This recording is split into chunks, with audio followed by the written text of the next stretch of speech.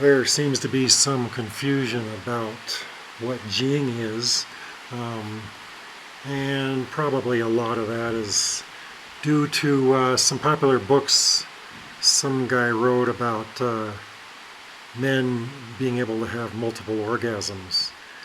And of course, what young man wouldn't be interested in that, right? So, a lot of these beginners think that Jing means semen, and they think the way to cultivate it is by not ejaculating. So that's a pretty dumb, you know. Jing, if you translate it, means vitality. Jing, Chi, and Shen, which are the popular words in cultivating, mean vitality, energy, and spirit. Okay, so if you look up the definition for vitality, you won't find semen mentioned anywhere. It's bullshit. Okay. Now it's true after having an orgasm that men feel more relaxed, and they might interpret that as having less energy. But really, that's just a little bit more frosting on the cake called stupid. The thing is, you're not going to cultivate vitality by abstaining from sex, whether it's with your girlfriend or your wife or with your right hand. I'll tell you how to cultivate Jing in a minute. Actually, anybody with little common sense will realize the way. But first I'd like to talk to the people who think Jing is semen, or what kind of people are attracted to that.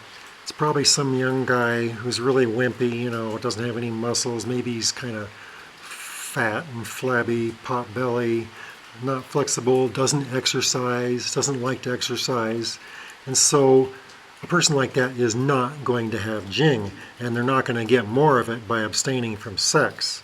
Of course, maybe if some guy's so wimpy they don't have a girlfriend and they feel guilty about jerking off all the time, so they think this is a good reason or motivation to stop, and then they can become real powerful. If you think about it for a microsecond or two, you will realize that vitality only comes from exercise, mainly from exercise. I mean, it includes eating well, taking care of your health, getting enough sleep and stuff like that. But the big missing link, which is missing from the wimp's life, is exercise. So the main way to cultivate Jing is by exercising, and it is the reason why real qigong is done with movement. The type of qigong which cultivates the most energy the quickest has the most strenuous exercise. So if you want something easy, then you're not going to cultivate very much Jing. And you need to have plenty of Jing if you want to cultivate Chi power, which is another motivation for these guys to abstain from sex. They think they'll get powerful with energy, but that's a joke.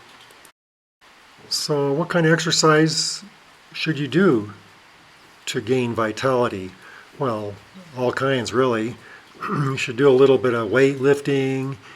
You can high intensity training, short interval high intensity training is good.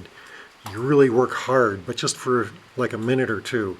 And sprint training is really good too. It's where you run as fast as you possibly can, but just like for 50 or 100 yards.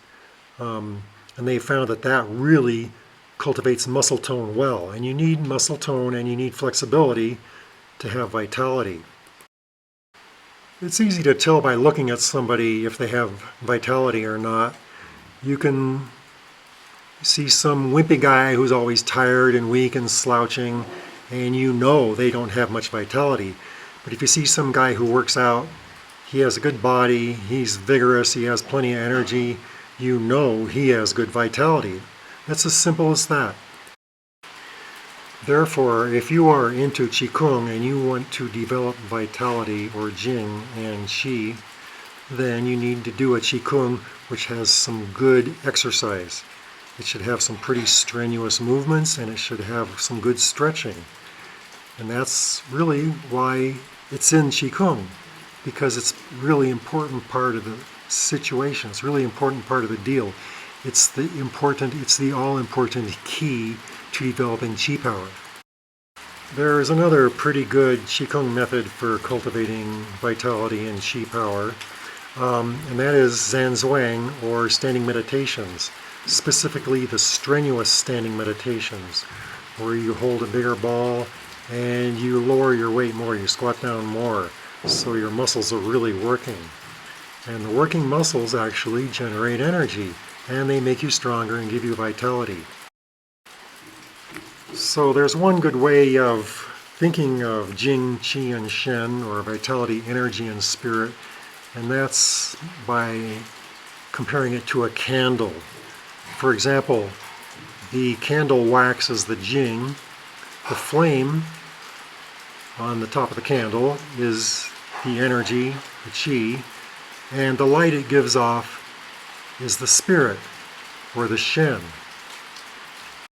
So the idea is that as the candle burns, it consumes the wax and there's less and less wax, and that's comparable to what they say is that a person has less and less capacity to generate Chi as they get older. But it can be reversed if you do plenty of exercise. So the burning of the candle produces the flame, and the flame represents the Chi. It's the heat, it's the energy that it's giving off, and that's Chi, or energy. And lastly, there is the Shen, or the spirit, and that is compared to the light which the candle gives off. And there's a lot of strange notions about what Shen means too, but really it's kind of like an attitude that people get when they have a lot of energy. It's kind of hard to describe that attitude. A lot of people, a lot of wimps will find that attitude insulting, of course, because they don't know where it comes from. But people who are in good physical condition, who have a lot of energy or are healthy, they naturally have a certain attitude of assuredness. One more thing, you can have one of these wimps can, if they have a lot of willpower, they can keep from jerking off for a month or two. And they will feel kind of energized, but it's kind of a crazy energy, and I've seen it a lot. It happens all the time. On the other hand, a guy who has good vitality, somebody, the kind I've been talking about, who's in good condition and strong, and he can have sex all the time, and he'll have way more vitality than the wimp. So think about it. Start exercising and stop making excuses.